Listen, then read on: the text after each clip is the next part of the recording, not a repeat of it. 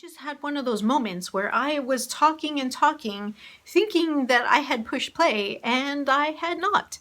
So let's try that again. Hello, everyone, and welcome back. This week, we're going to be talking about something a little bit different.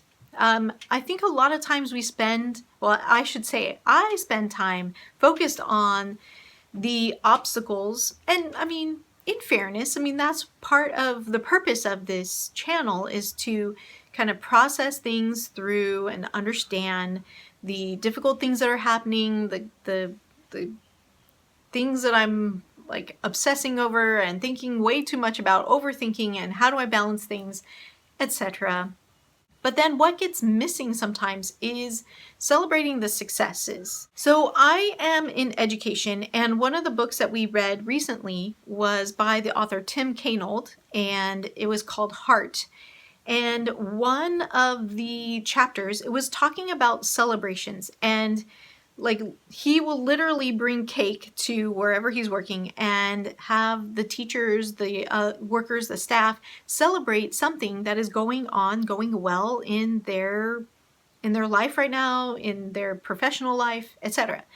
And what I found is that for myself, and I feel like a lot of people are going to be very similar, but their flair of their saviors are going to be a little bit different. So you get in this savior cycle where the saviors are basically figuring out how do they get you to do your saviors over and over and over again.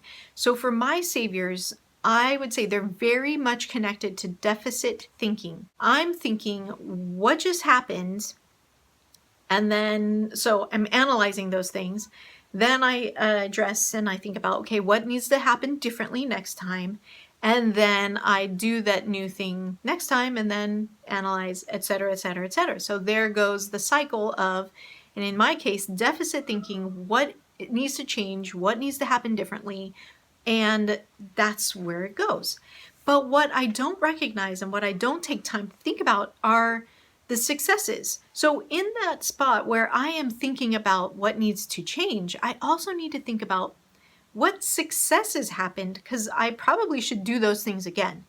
And that's where I'm really lacking in my life, because when I understand and recognize the good things, then those things should stay, and not just like, oh, I have no idea, I just know the bad things that happen, let me change the bad things, and not really analyze and think about the good things.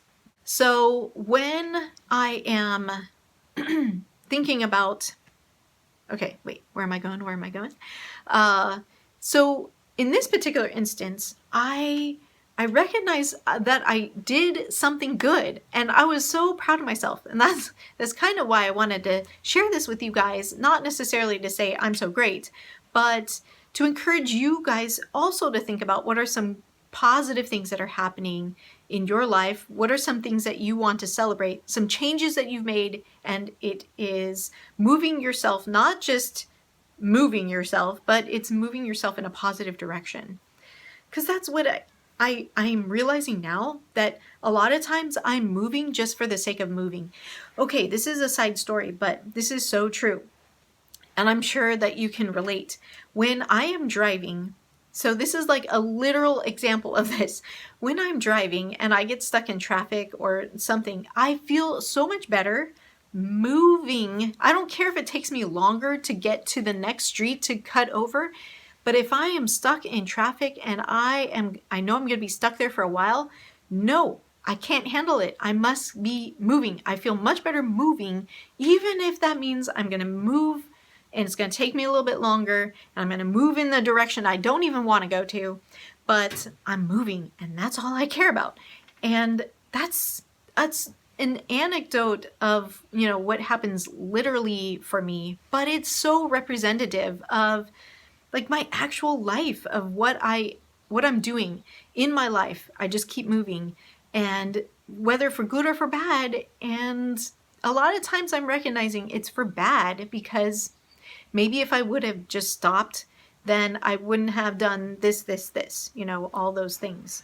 It's not like I regret, but I have to have different tools, and keeping moving is not always going to be the best tool to use. Okay, so back to then, what do I want to celebrate? So recently at work,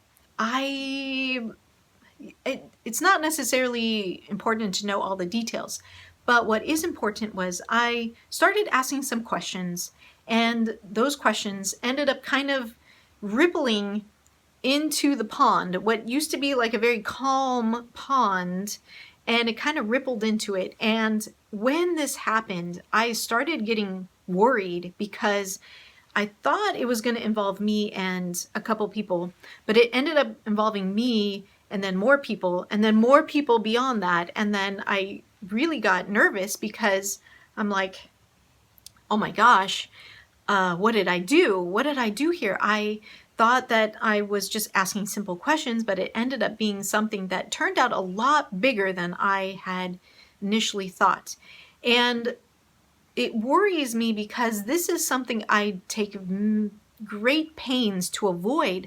I try to avoid rippling the pond because a lot of times what happens when you ripple in the pond is you get some negative emotions. And I'm realizing that, of course, I knew that I have a hard time with my own negative emotions, but I also have a difficult time if I've created negative emotions in others.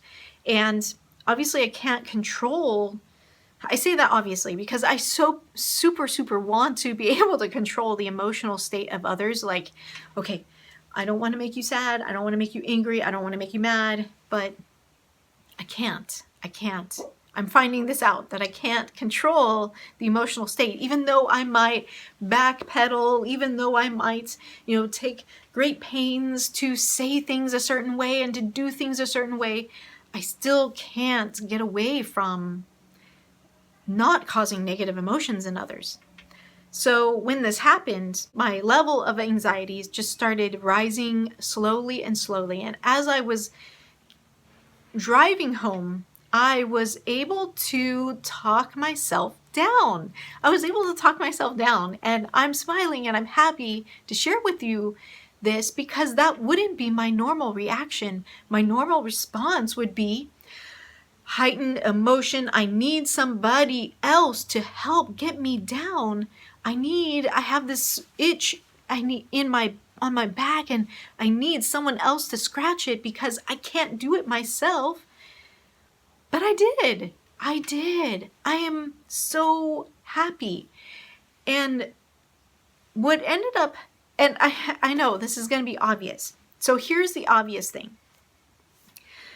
What got me down off the ledge was being able to, yes, recognize that I have made a ripple. I have maybe caused some anxiety in others and some negative emotions in others, but it might be a good thing.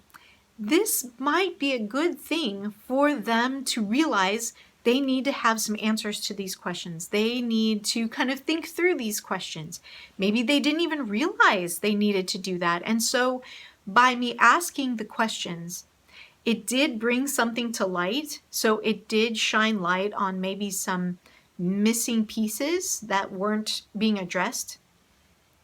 And that, I think, is a good thing. And that is something I can be proud of. At least I was able to see both good and bad. And there is where the balance is going to be, is being able to take a situation, or in this case, take what I did in this situation and see how was it a positive impact and how was it a negative impact.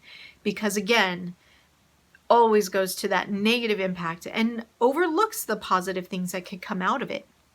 So that is my celebration. I was not abusing the tribe to help scratch my back. I was able to scratch my own back. And with these tools, I'm able to then take them along with me, hopefully to remember them in the future. And when it comes to a situation again where I get overwhelmed by the negative emotions that I'm thinking, oh my gosh, I have done something horrible, I've done something wrong, I'll be able to balance it a little bit better. Yes, this was a small situation, but It's those baby steps that is going to get us to something that's a little bit bigger and a little bit more serious. And so I hope that you're able to kind of stop and think about, where are some things that you're doing now that you didn't do before? What are some things that you're able to balance a little bit more now that you weren't able to do before? And celebrate. Celebrate with your own cake, or just like take a moment and be happy. Be happy for yourself. And so, yeah, I hope that you have a great week. I can't wait to see you again. And until then, take some time to stop and think and learn about yourself a little bit better. Bye.